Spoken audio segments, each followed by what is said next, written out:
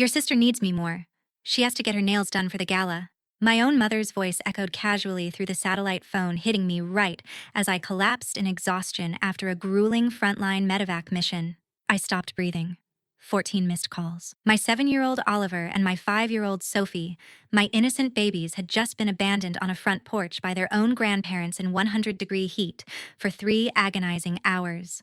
My little boy had to strip off his jacket to shield his sister's head while she sobbed, severely dehydrated.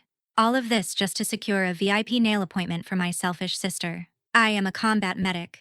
I bleed for strangers, naively believing that my own flesh and blood would shield my children. But the knife in the back from your own family always cuts the deepest.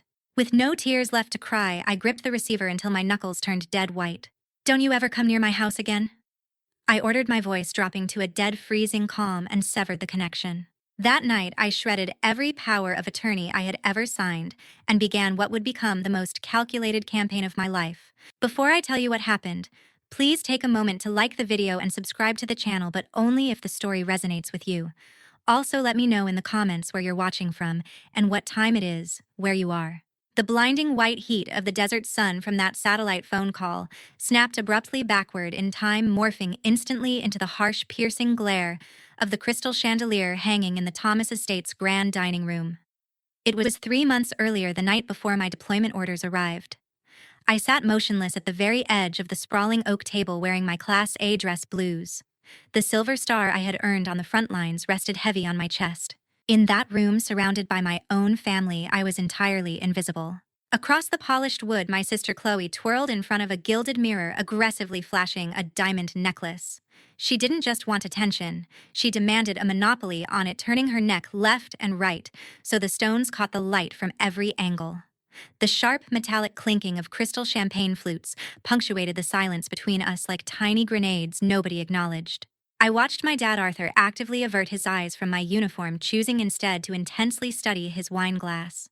His silence carried a specific weight I understood perfectly. Years earlier, his real estate firm had nearly collapsed under a massive financial scandal. The only thing that saved him was a quiet, back-channel bailout arranged by my brother-in-law, Senator Richard Sterling. That hidden debt owned my father completely. He would never dare acknowledge my service, my grit, or even my existence, if it meant upsetting the delicate power structure that kept his company breathing. He sacrificed his own daughter at the altar of his financial survival, sipping his Bordeaux while the suffocating heavy aroma of roasted duck and gardenia perfume filled the room like a beautiful poison. My mom, Eleanor, glided past my chair.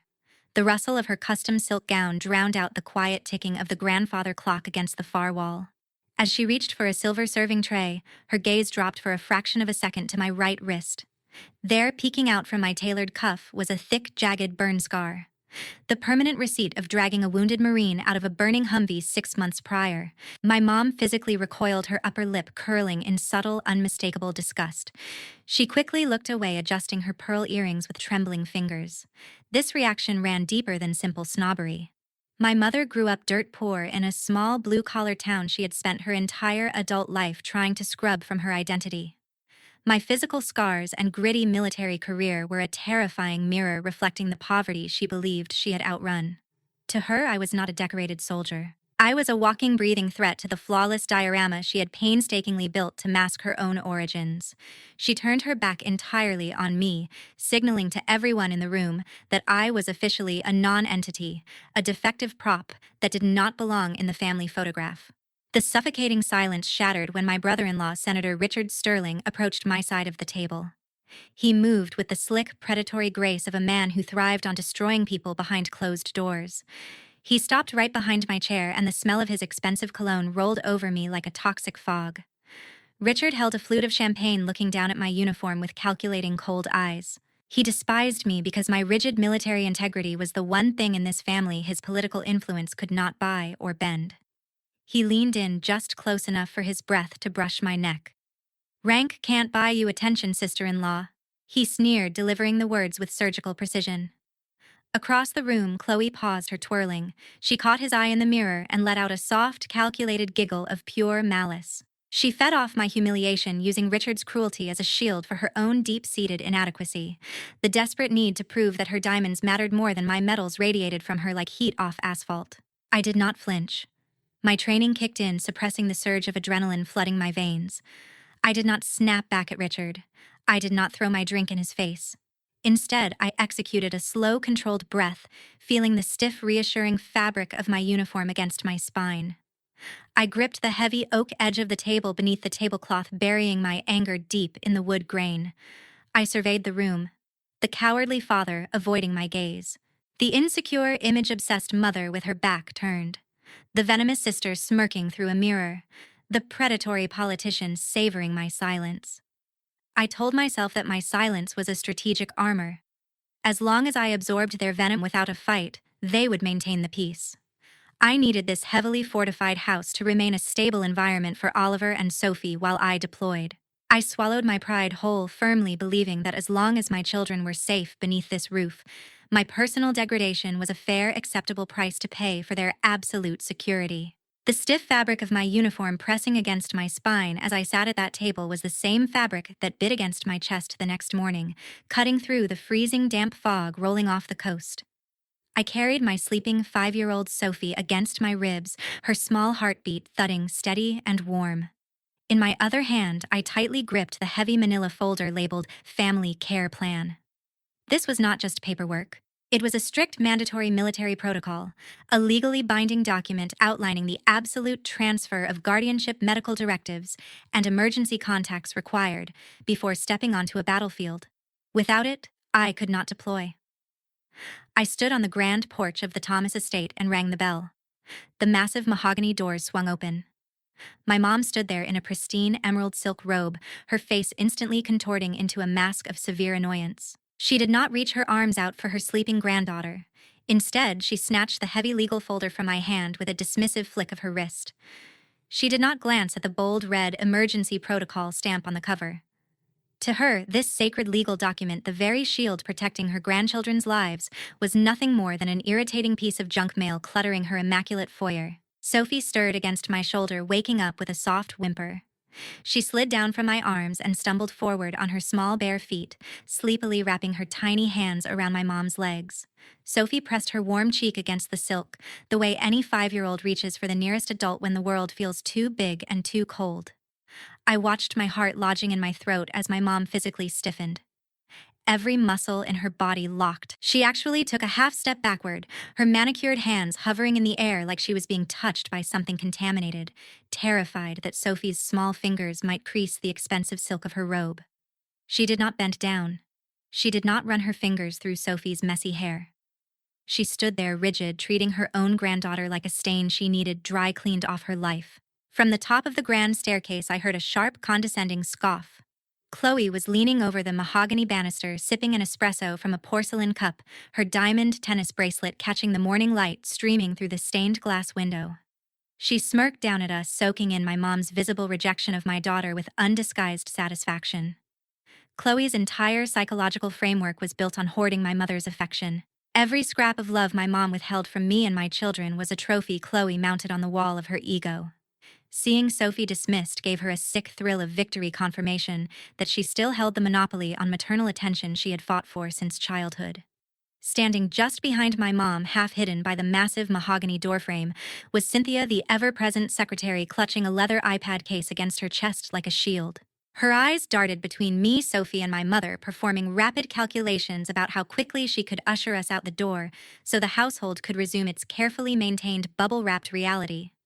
She shifted her weight from foot to foot, her low heels clicking softly on the marble, a human barricade designed to make me feel like an unwanted visitor in the house where I grew up. The foyer was suffocating, layered with silent hostility radiating from every direction, from every floor, from every person who was supposed to love me.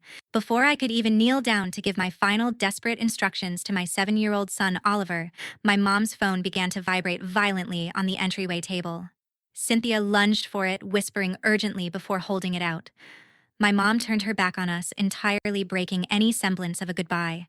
Her voice rose into a panicked, frantic shriek that echoed off the vaulted ceilings. "No, that appointment belongs to Chloe. Reschedule it immediately." She barked into the receiver, waving her free hand aggressively at Cynthia to pull up a calendar. My dad finally materialized, stepping out of his private study. He took one look at the tension in the foyer, saw my mom yelling at the salon manager, and gave me a pathetic, cowardly nod.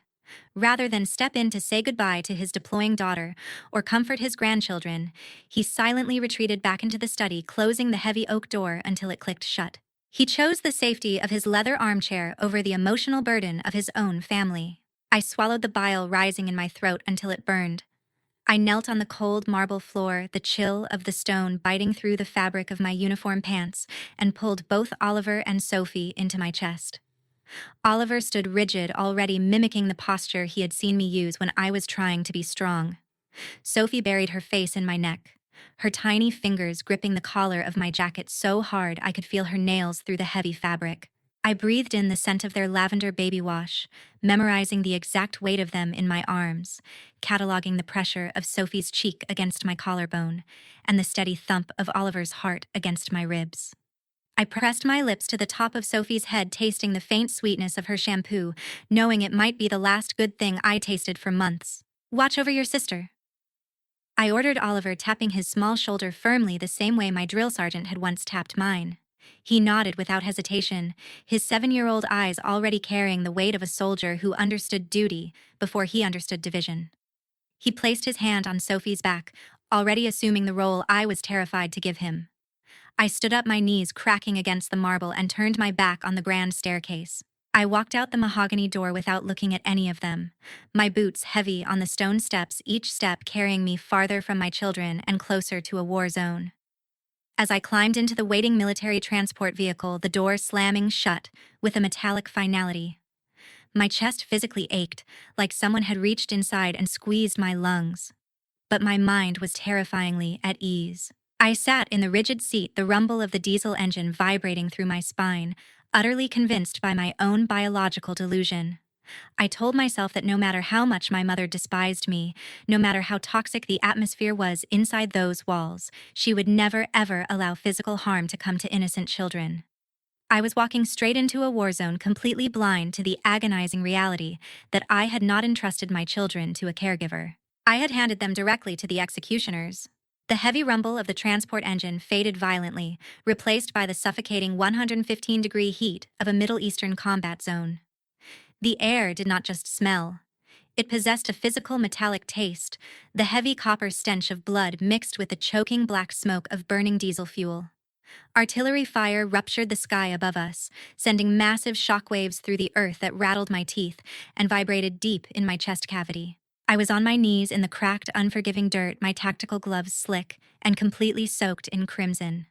Beneath me was a 19-year-old private, his uniform shredded, screaming in raw agony as I rapidly unvelcroed a tactical tourniquet, preparing to lock it high on his thigh.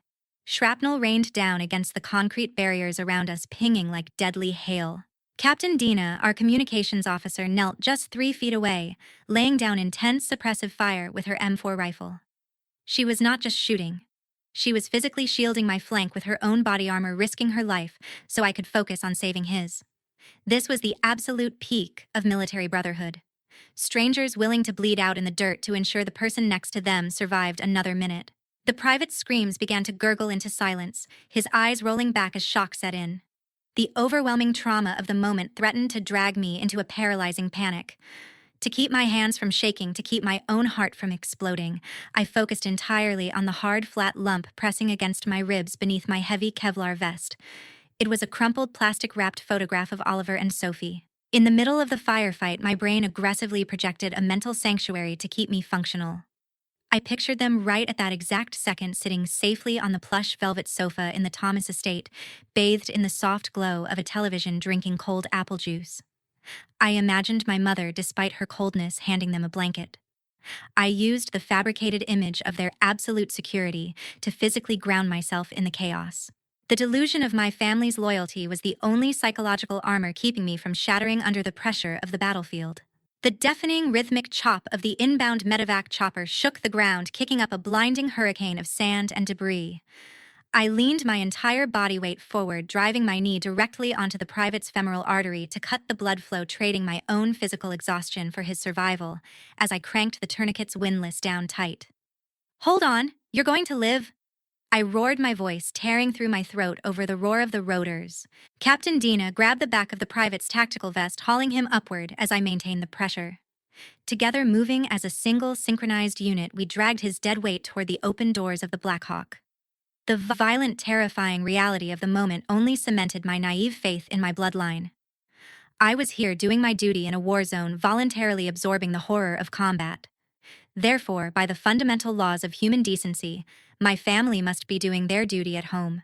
I was sacrificing my sanity to protect strangers, so surely my own parents were protecting my most precious assets. The logic seemed unbreakable. As the chopper lifted off the ground, the brutal downdraft blowing a massive cloud of sand directly into my face, I collapsed backward into the dirt. I ripped my goggles off, wiping a thick smear of the private's blood from my cheek. I lay there, staring up at the smoke-filled sky, my chest heaving, feeling a twisted, profound sense of peace. I had done my job. I did not know that my mental sanctuary was a complete fabrication. I did not know that the very family I was sacrificing my physical safety to make proud had already thrown my children to the wolves. As I lay in the dirt, finding comfort in the thought of my secure home front, my son was stripping off his shirt halfway across the world, trying to save his sister from a different kind of hell. The Mirage was perfectly intact, waiting for a single phone call to shatter my reality into a million jagged pieces. The chaotic roar of the medevac chopper fading into the sky abruptly morphed into the low, sterile hum of the medical tent's diesel generator. My hands were still slick with the private's blood trembling slightly as the adrenaline crash hit my system. I pulled the satellite phone from my tactical vest. The small LCD screen blinked aggressively in the dim light. 14 missed calls.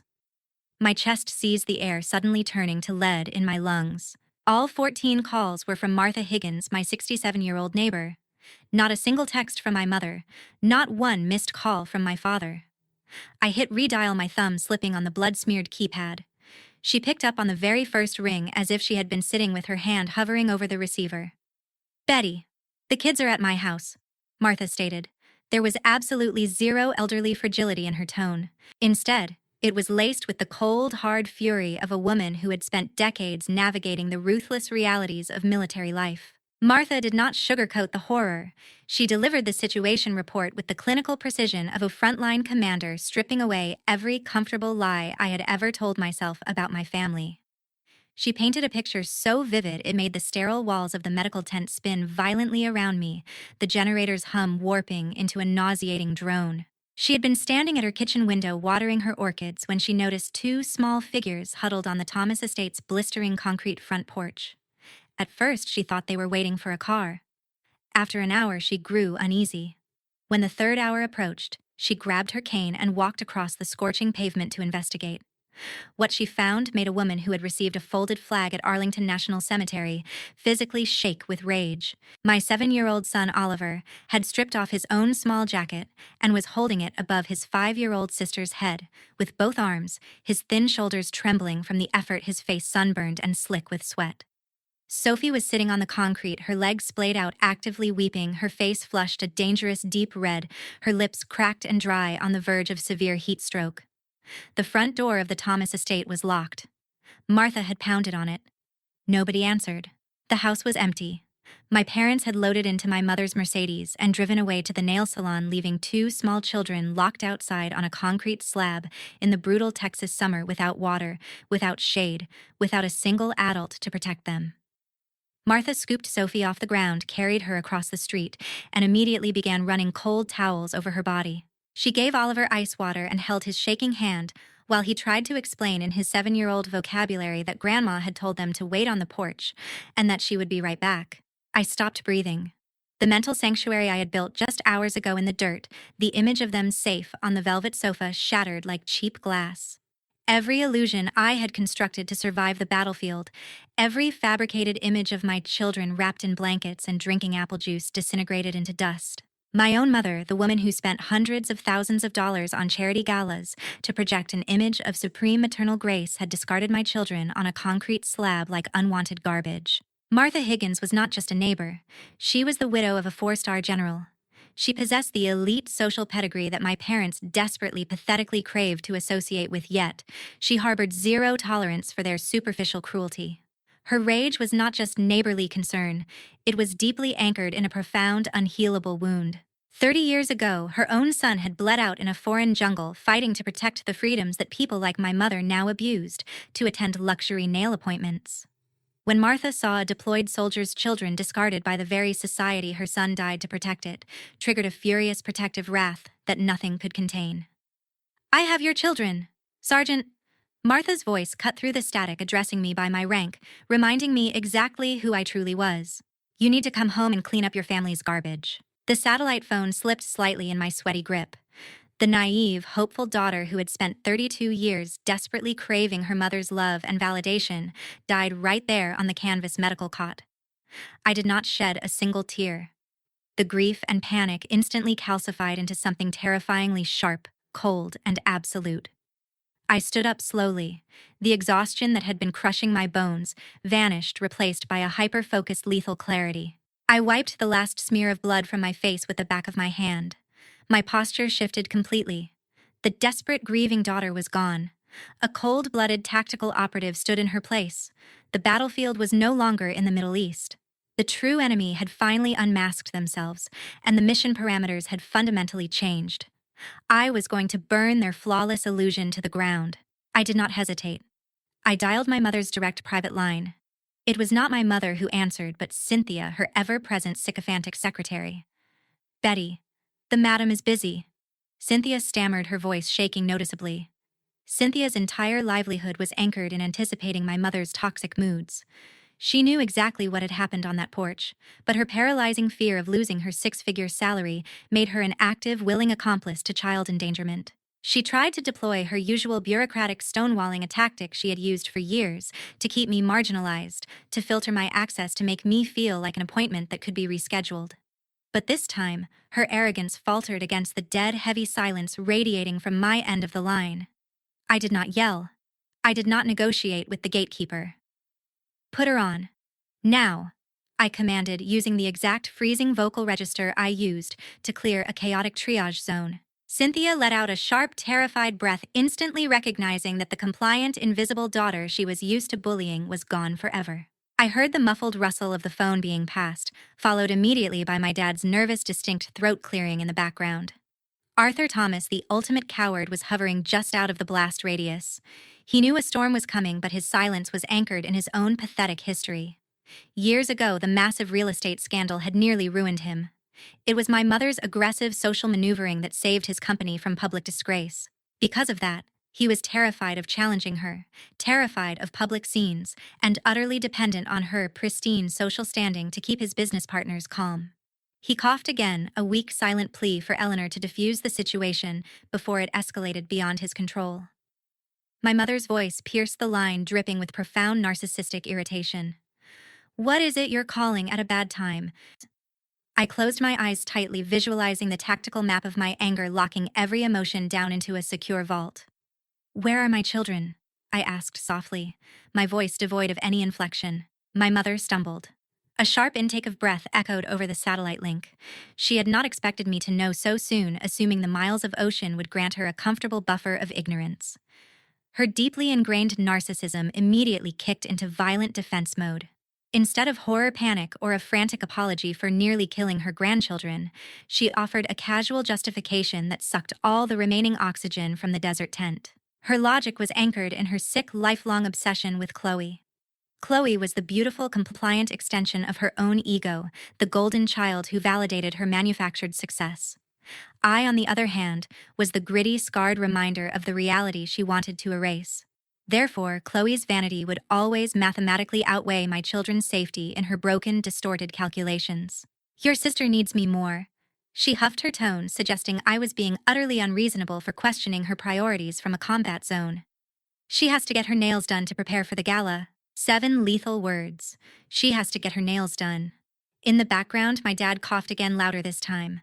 A pathetic, agonizingly late attempt to silence her, terrified of the legal and social optics of what she had just confessed to a military officer on a recorded satellite line.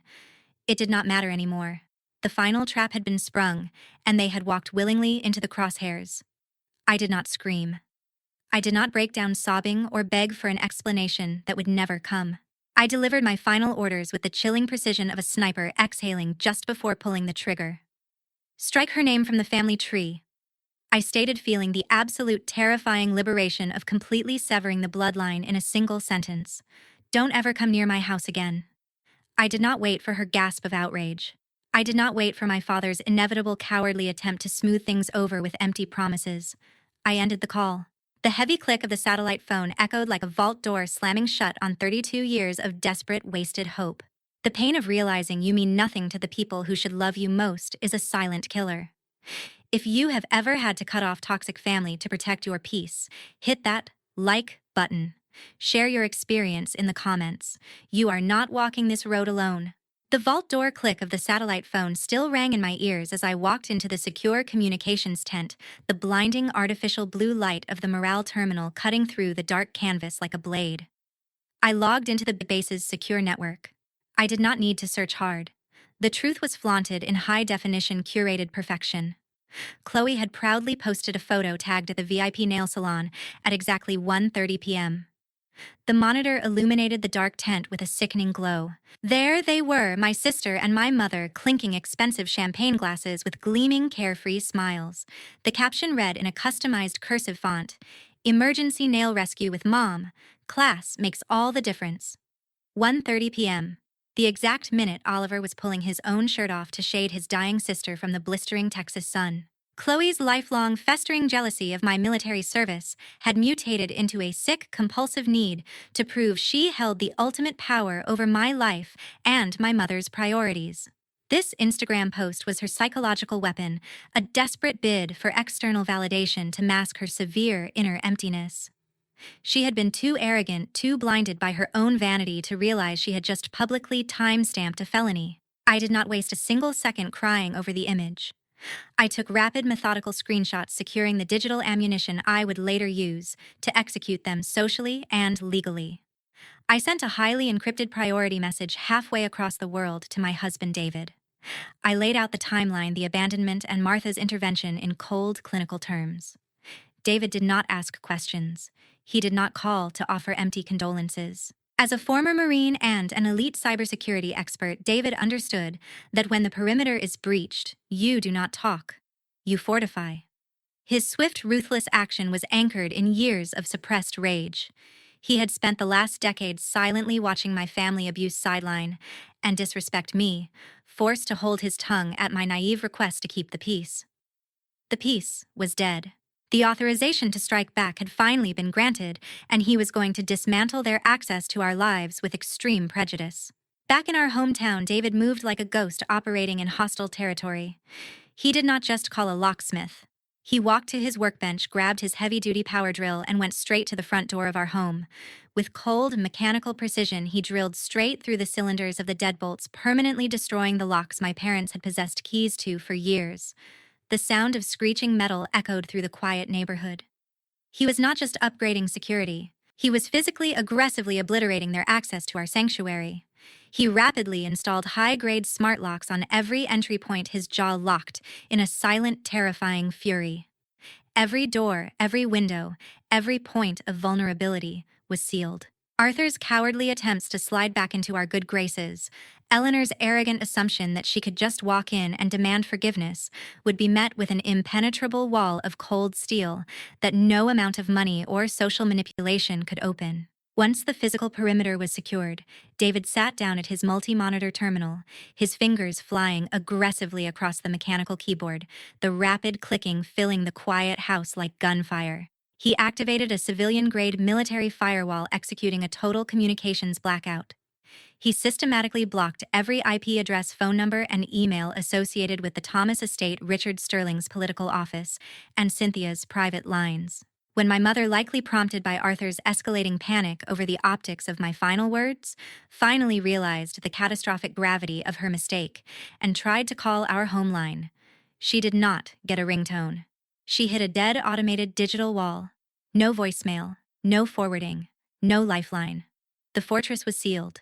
The defensive phase was over. David and I had successfully secured the assets. Now it was time for me to fly home and begin the offensive campaign. The aggressive clicking of David's mechanical keyboard faded across the ocean as I sat in a freezing, sterile office 3 days later. I had been granted emergency leave from the combat zone. I did not go home to rest. I did not go home to cry or collapse into David's arms. I drove a rental car straight from the tarmac to the base JAG office, the Judge Advocate General. Colonel Victor Vance sat across the metal desk from me. He was a 55-year-old career officer with iron gray hair and eyes that scanned the stark reality of my situation with practiced precision. He represented the exact opposite of my father, Arthur. Where Arthur was cowardly evasive and easily bought, Colonel Vance was an unmovable wall of military integrity.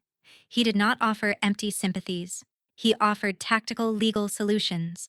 He recognized the betrayal in my rigid posture, having seen the devastating horrors of the home front destroy good soldiers before me. Together in that freezing office with the overly air-conditioned chill biting through my fatigues, we initiated a ruthless paperwork revolution.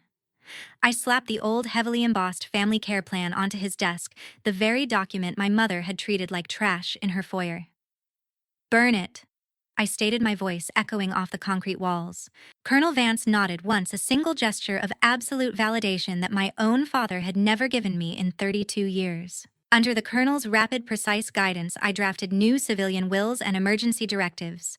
We did not just update the files. We went page by page, line by line, and explicitly legally revoked Eleanor and Arthur Thomas from any emergency custody, medical power of attorney, and financial oversight concerning Oliver and Sophie. Colonel Vance pulled out the old family care plan, the one with my mother's dismissive fingerprints still smudged on the cover, and spread it flat on his metal desk under the fluorescent lights. He walked me through every clause, every legal tripwire my family could use to maintain their grip. Guardianship, revoked. Medical decision-making authority, revoked. Emergency pickup authorization from school, revoked. Access to my children's educational records, revoked. I was bleeding them out legally, cutting every single bureaucratic string they could possibly pull to control me or my children, severing arteries they did not even know existed. Colonel Vance brought the heavy rubber revoked stamp down on the old documents. The sharp, authoritative thud resonated deep in my chest, the vibration traveling through the metal desk and into my palms. With every stamp, a piece of my childhood hope died. The little girl who once drew Mother's Day cards in crayon and slid them under Eleanor's bedroom door, hoping for a single word of praise, was being buried under layers of government ink and legal language. Each thud replaced that child with the cold armor of a mother protecting her young. I was not just signing papers. I was deploying countermeasures against Richard Sterling's political influence. I knew Richard. I knew the playbook of a man who believed government power was his personal weapon. He would try to weaponize Child Protective Services to punish me for cutting them off. He would make phone calls to judges he had fundraised for. He would whisper about my mental health to anyone with a gavel. By establishing David and a trusted military proxy as the sole legal guardians and having Colonel Vance personally oversee the filing of a federal injunction, I built a legal fortress that a state senator could not breach without triggering an FBI investigation into political interference. While I was systematically severing the legal arteries in the JAG office, the fallout hit the Thomas estate like a shockwave. Eleanor, entirely oblivious to the digital and legal lockdown David and I had executed, attempted to play the doting grandmother for her social media followers. She put on her best cream-colored Chanel suit, applied her signature coral lipstick, and drove her Mercedes to Sophie's elementary school, expecting to parade my daughter in front of the other wealthy mothers at the pickup line. She had done this dozens of times before, using Sophie as a prop to reinforce her image as a loving, devoted grandmother. She walked up to the school entrance, her designer heels clicking confidently on the sidewalk, and reached for the glass door. An armed campus security guard stepped in front of her. He held a clipboard with my new legal directive printed in bold official type. He informed her politely but firmly, with the mothers of 3 of her charity board members watching from the parking lot 10 feet away, that her name had been flagged and removed from the authorized pickup list, and that she was banned from the school premises effective immediately. The humiliation was instantaneous and deeply triggering. The guard's words hit Eleanor the way shrapnel hits flesh, tearing through every layer of protection she had spent decades constructing. My mother's mind flashed back to her youth, to the agonizing days when she was just a poor working-class nobody in a dusty rural town, the girl with the second-hand clothes, who the rich kids refused to sit next to at lunch. Being publicly turned away, being told she did not have clearance, being treated as a potential threat in front of the very peers she had spent a fortune trying to impress, was her ultimate psychological terror realized. She was not panicked because she missed Sophie. She did not even ask if Sophie was safe. She was hyperventilating in the school parking lot, gripping the steering wheel of her Mercedes because the flawless mask she had spent 40 years gluing to her face was cracking in broad daylight in front of witnesses whose opinions she valued more than her own grandchildren. The social hemorrhage did not stop at the school. Across town at the exclusive country club, my dad gripped his custom golf club in silent, suffocating rage. He could hear his elite business partners whispering near the clubhouse bar. Word had already spread about the police warning at the elementary school involving his wife. Arthur hated scandal more than he loved his family. His cowardice was rooted in a desperate need for financial and social stability above all human connection. Hearing his peers mock his family's loss of control made his blood run cold. Chloe paced the marble floors of her mansion, terrified the press would catch wind that the senator's wife was legally barred from seeing her own niece and nephew. Their empire was built on optics, and I had just shattered the lens with a stack of paperwork and a rubber stamp. Back in the JAG office, I signed the final legal decree. The crisp scratch of my pen on the government form sounded exactly like a guillotine blade dropping on the Thomas dynasty. The crisp scratch of that pen still echoed in my ears when 3 days later, the sharp crackle of an encrypted phone line shattered the Sunday morning silence of my living room. Despite David's military-grade firewall, one call managed to bypass the block. It came from the highly encrypted unlisted line of Senator Richard Sterling's office. I sat on my living room couch, the rhythmic ticking of the wall clock the only sound in the house. Oliver and Sophie were upstairs with David safely out of earshot. I answered immediately, putting the phone on speaker so David could hear from the hallway. Richard did not bother with his usual fake camera-ready pleasantries. His political mask was entirely ripped off, revealing the snarling, narcissistic hypocrite underneath. "Betty, are you insane? You're humiliating this entire family," he roared, his voice echoing sharply against the walls of my quiet living room. His anger had nothing to do with family unity. It was anchored in his massive, fragile ego. Years ago, during his first Senate campaign, I had flatly refused to wear my dress uniform on his debate stage, denying him the military family photo op he desperately wanted to secure the veteran vote. He had never forgiven me for refusing to be his political prop. Seeing me unilaterally cut off the family now threatened his absolute authority over every person in the Thomas orbit, and his ego could not handle the defiance from someone he considered beneath him. In the background, I could hear Chloe's frantic, calculating whispers bleeding through the speaker. "Tell her she's unstable, Richard. Tell her." Chloe was the mastermind of this specific attack. Her jealousy had reached a terminal velocity that consumed every rational thought in her head. She desperately wanted me deemed an unfit mother so she could swoop in, take custody of Oliver and Sophie, and play the role of the benevolent, tragic savior for her social media followers. The optics of rescuing children from a mentally broken soldier would be her ultimate content coup, the crown jewel of her manufactured online persona. Fueled by his wife's venomous whispers, Richard went straight for the jugular, attempting to weaponize the very uniform he had always despised. "I will use my political influence to have the court strip your custody because you have PTSD. You're unfit." He spat each word, dripping with the entitled fury of a man who believed political power gave him the right to destroy anyone who defied him. It was the ultimate unforgivable betrayal, using the mental toll of saving dying Marines as a legal weapon to steal my children. David shot up from his chair in the hallway, his fists clenched so tight his knuckles popped audibly, every muscle in his body coiled to physically hunt Richard down. But I held up a single steady hand without turning around. I did not need David's muscle for this. I had something far more lethal. I did not raise my voice. I did not cry or defend my mental health. I did not plead or explain the nightmares or the flashbacks or the cost of dragging bleeding teenagers out of burning wreckage. I leaned slowly into the phone's microphone, my tone freezing over, completely adopting the absolute zero-emotion cadence of an intelligence officer delivering a kill list to a strike team. "Senator Sterling, take notes," I commanded. The sheer unexpected authority in my voice made him pause mid-breath. I could hear the confused silence on his end, the sudden absence of Chloe's whispers as they both realized something had fundamentally shifted. GPS coordinates 30.2672 degrees, north 97.7431 degrees west, VIP nail salon, Check-in time 1:30 p.m. Citing Section 22.041 of the Texas Penal Code. Abandoning or endangering a child is a felony.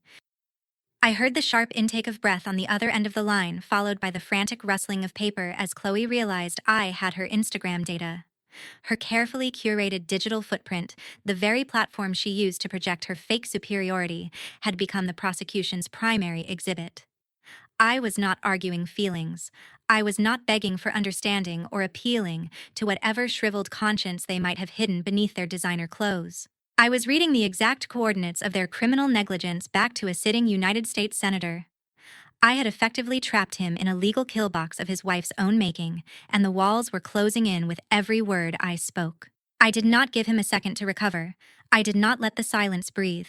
I drove the final rust-covered nail into his political coffin, aiming directly at the one thing he valued more than life, more than family, more than any principle he pretended to uphold on the Senate floor: his public image. Do you think the media will prefer the story of the combat medic with PTSD? Or the senator's family dumps children on the street to go drink champagne? The silence on the line was deafening. The ticking of my wall clock suddenly sounded like a bomb counting down in Richard's office, each second stripping another layer of arrogance from his voice. He knew the media would feast on the optics of elite hypocrisy. A decorated combat medic versus a champagne-sipping senator's wife who abandoned children for a manicure. The story would write itself, and it would write the obituary of his political career. "Take me to court, Richard."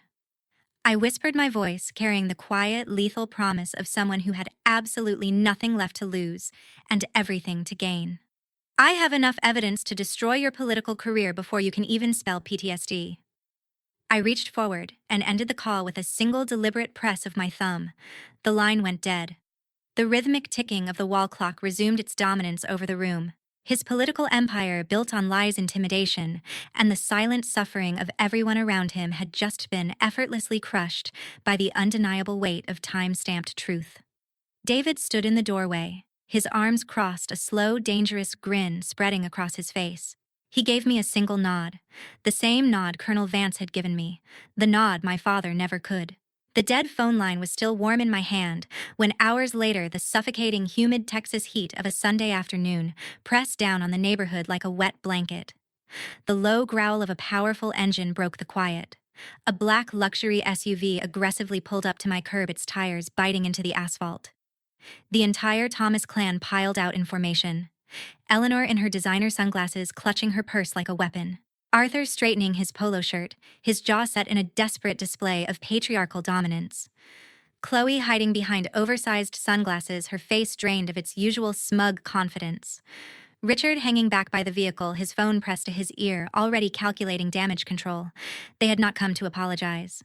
They had come to use their sheer physical presence, the overwhelming weight of their combined family and authority, to intimidate me into silence and whitewash the scandal before it leaked to their donors and their country club and the press. Arthur marched up the front steps, his chest puffed out, his expensive loafers clicking against the concrete. He pulled out his old key, the one he had carried for years as a symbol of his assumed authority over my home, and arrogantly shoved it into the front door lock. It jammed instantly. The key ground against the biometric steel core David had installed, refusing to turn, refusing to yield. Arthur jiggled it frantically, his face flushing red with embarrassment and rage as the realization hit him. He had been physically locked out of his daughter's life. The key that once opened every door, the money that once bought every silence, the cowardice that once avoided every confrontation, none of it worked anymore. He was a man used to buying access, and this steel barrier was a direct, humiliating assault on his ego. I opened the door from the inside, standing tall in the frame, my boots planted shoulder-width apart on the threshold of the home I had built with my own sacrifice. David stood slightly in front of me, his broad shoulders physically blocking Arthur's path forward like a human barricade.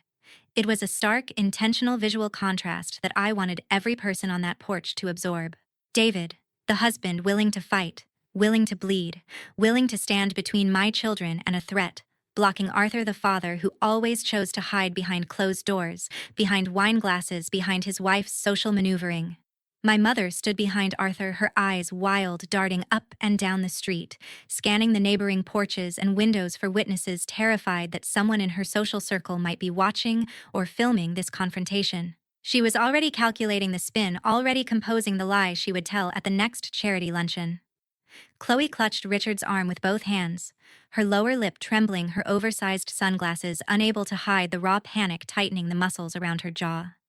Richard stood motionless, his phone still pressed to his ear, listening to the silence of a political advisor who had no solutions left to offer. I did not speak a single word to any of them. I held a thick stack of printed papers in my hand, gripped between my fingers with the same steady pressure I used to hold a tourniquet strap. The time-stamped Instagram screenshots of Chloe drinking champagne at the exact moment my children were dying of heat exposure. The heavily stamped, legally revoked documents from the JAG office. The school security incident report confirming Eleanor's public ban. Every piece of evidence organized with military precision, indexed and stacked in chronological order. With a swift, deliberate motion, I threw the entire stack point blank into Eleanor's chest. The papers hit her designer silk blouse with a dull, heavy thud scattering across the porch, like dead leaves falling from a tree that had been rotting from the inside for decades. Several sheets caught the humid breeze and drifted onto the manicured lawn, Chloe's champagne clinking, selfie-landing face up on the grass, for anyone walking by to see. "What the hell are you doing, Betty?" Arthur bellowed, lunging half a step forward before David's rigid posture stopped him cold. Arthur tried to assert his dominance, puffing his chest, pointing his finger, his voice cracking slightly because he was terrified of losing control of a narrative he had never actually held. His outrage was not parental concern. It was the desperate bluster of a man watching his comfortable, scandal-free existence collapse on his daughter's front porch. Eleanor stared down at the scattered photos, at Chloe's champagne smile, time-stamped against Sophie's suffering, at the bold red revoked stamps bleeding through the government paper, and her face drained of every drop of color. The undeniable proof of her cruelty lay at her feet, printed in high resolution, immune to her gaslighting, immune to her rewrites of history. Before I could respond, before Arthur could bluster another empty threat, or Eleanor could launch into one of her practiced, tearful victim performances, the heavy, rhythmic clicking of a wooden cane broke the humid tension like a gunshot splitting the air. From the house next door, Martha Higgins stepped onto the sidewalk. She moved slowly, deliberately, her posture as straight as a flagpole despite her age. Each tap of her polished wooden cane against the concrete, carrying the weight of 30 years of military grief and an unshakable moral authority that money could not buy. She wore a simple pressed white blouse and navy slacks. No diamonds, no designer labels, no performance. Just the quiet, terrifying dignity of a woman who had earned her place in this world by burying everything she loved in service to it. Her presence instantly froze the Thomas family where they stood. For them, Martha Higgins was not a neighbor. She was the living apex of the elite society they worshipped and desperately, pathetically scrambled to infiltrate. The four-star general's widow.